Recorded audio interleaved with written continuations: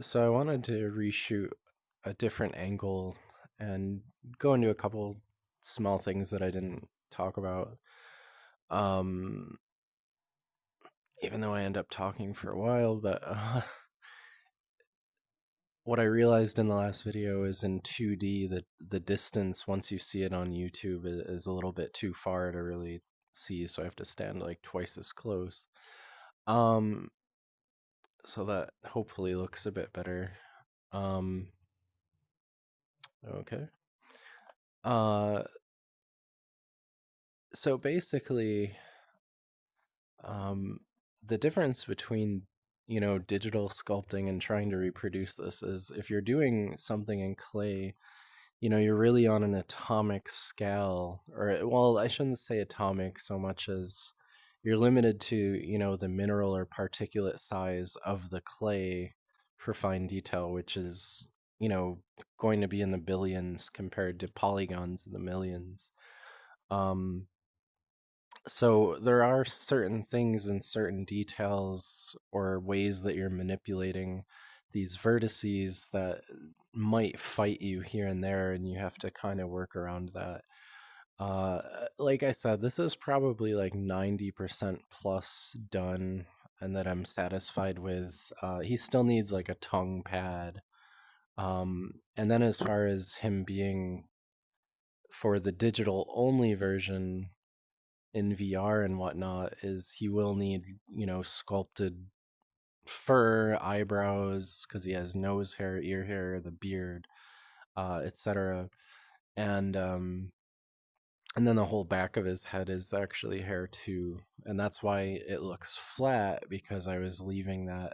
I did that kind of more for the 3D prints where that's intended to be filled out with fabric. So if you can save some filament. That's not a bad idea. Um, but yeah, there's a couple things that I need to touch up or fix. Like, um, it does get tricky sometimes, but it's also good to either, VR is an easier way than just printing one to be able to see, like, oh, okay, here's something I didn't notice in uh, on my computer in 2.5D. Spots that could be smoothed out. But as far as it goes right now, without splitting hairs, is it's gotten to the point where it is pretty much near indistinguishable from the real thing, to where you might forget what the original looks like when you see this, especially once this is fully dressed up. And that was kind of the idea, is to be, I mean, as faithful as possible. I mean, all the photos, like as much dimension and scale proportions that I could get. Even the way the lower teeth are turned or not turned in certain areas. Um, I really tried to get within the inch, but even if you can't, you just smooth it over, make it look um, as good as you can, and it pretty much passes off as the same character.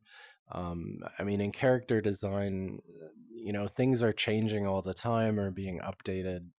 And as it stands right now, is I think it'd be hard for someone to reject it as Oscar, unless they have a true photographic memory. But the real important things, when you're looking at it, is, for example, the top of the head took a lot to get right. And I'm seeing something within the left ear I need to fix, but it might not be able to be fixed. But that's also keeping in mind that's going to have fur in there. And the ears were trickier than you would think too, and that's again working with polygons is different. Uh, but probably the distance, like the nose, was a really big deal to get the length of that right. The distance, how far it comes out from the head, and then the back of the head to the nose, because you can alter that in tiny ways, and all of a sudden it's a different head.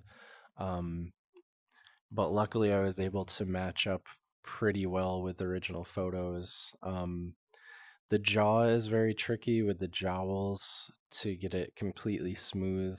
I mean, I can work on that some more. Um, but other than that, it's, you know, if I'm self-analyzing, I mean, when I was uploading early work and he was pretty far away from being here, is it's funny because I thought that I was like, oh wow, here he comes. It's starting to get there, and it was, I mean, it was really nowhere near where this one is now. Um, I think I want to say no. It's hard to say if I tried to be very accurate with the tusks or the teeth. Um, I may have thickened them up because those become an issue with a smaller print as they get pretty fragile.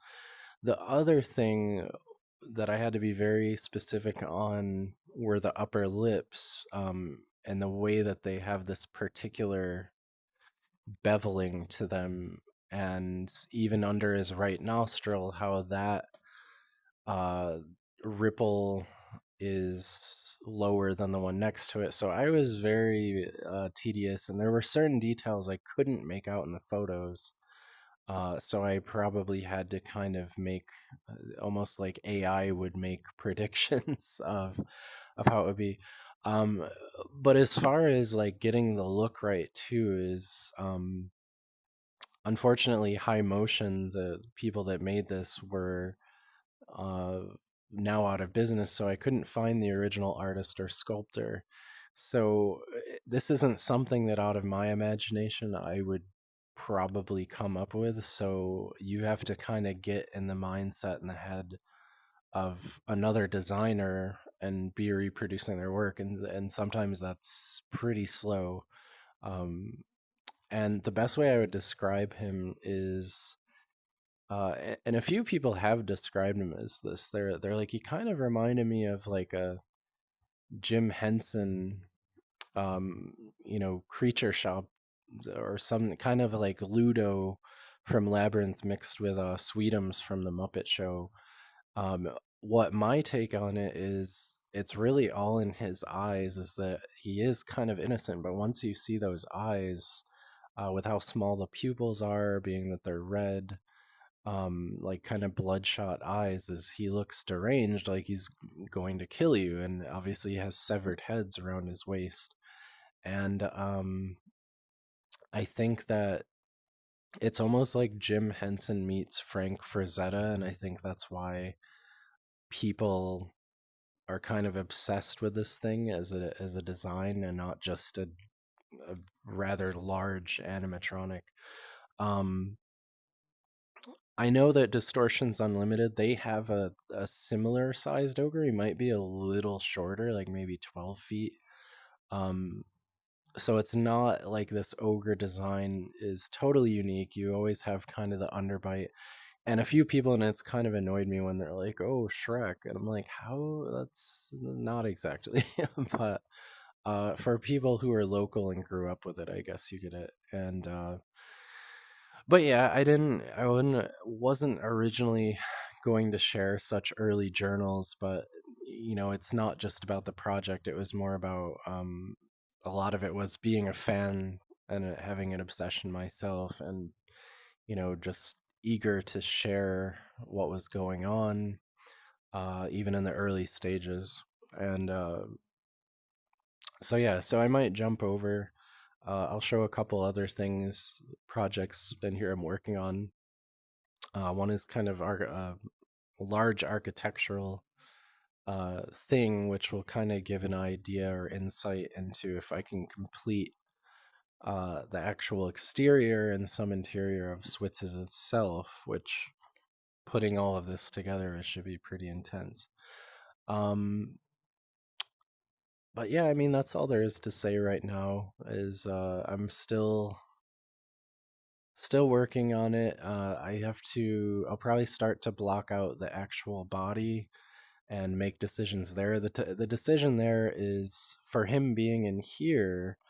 Obviously, the clothes and everything would be sculpted, but for any 3D or like prints or real life miniatures of him, just as I used real like costume fur for the eyebrows and hair. Is it's considering, oh, do you make a framework and then you get real fabric for the clothes just as you would be in real life. So that's a couple things that I have to consider, which isn't really a big deal because I'll make the sub tools and keep them separate and other save files, which I have to do anyway because if I'm bringing this into another VR setup as well. Um, so yeah, I'm gonna jump to another world while I'm recording. I'll show you a couple other things that I'm working on. We'll go to the castle. So this is just a block out. Only one section of the tower is complete, um, but the rest is just blocked out so that you can see it's incomplete as far as what I'm doing, like how the final is. But that rear corner, that is mostly complete and detailed. And I did this though. The reference for that is a castle in Germany called Kochum or Kochum. I think it's Kochum, at Reichsburg. And I started designing this before I knew that the Universal Dark Universe was also referencing the same castle. Even though I did add a fifth large turret there because it was more. I mean, it's supposed to be dark, but it does kind of. It could go either way. It's ambiguous. It could be fairy tale, but um, but yeah, so this is one other thing I'm working on in Horizon Worlds. So you can get an idea that, you could absolutely create the actual Switzes and whatnot, but I don't know what the limits will be in here as far as detail, if like all of these structures will be able to be as detailed as that tower. And again, this isn't final, as I threw some shapes together just to block it out and get an idea. It is pretty large, like it's pretty much to true scale of what a real castle would be. You come out in like the courtyard here, and again, like that looks like something from the Everson. Because yeah, there's just a bunch of shapes thrown together just to form it. So, all right, so that's that, and now I'll go real quick. I'll show you another sculpt I did. Um, so this was testing the polygonal limits. It's a 6 million polygon sculpt that had to be decimated to about 100,000 just to test the limits in here. So obviously I have like kind of what would be a couple of maquettes. Just some lighting. I'm having trouble importing the textures in Horizon. Um, but you can see this still has a lot of detail. Um, if you get up close enough, you might start to see stuff triangulate and sharper edges than rounder ones, but it's pretty cool to see this level of detail in Horizon because most things are very primitive. Uh, so, but hopefully I can add some stuff to this. And even if I'm just making worlds in here that are to showcase a statue, maybe I'd sculpt like a hand coming up or something, or surround him with primitive things. But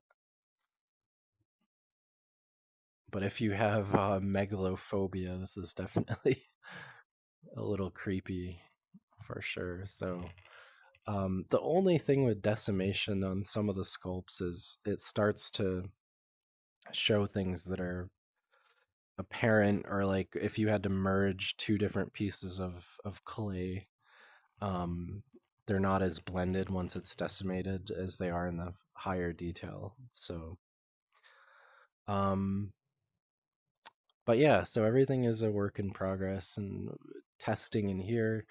And hopefully I can get back to work over the next months with the Switzes project. And um, I don't want to make any dates, but yeah, I'd hope by this upcoming Halloween. I mean, spring is already flying by, but I hope to have some significant stuff done by Halloween. I'm gonna make a video update on. I've had a couple inquiries on the any 3D printing, so I will show off some of the testing with that.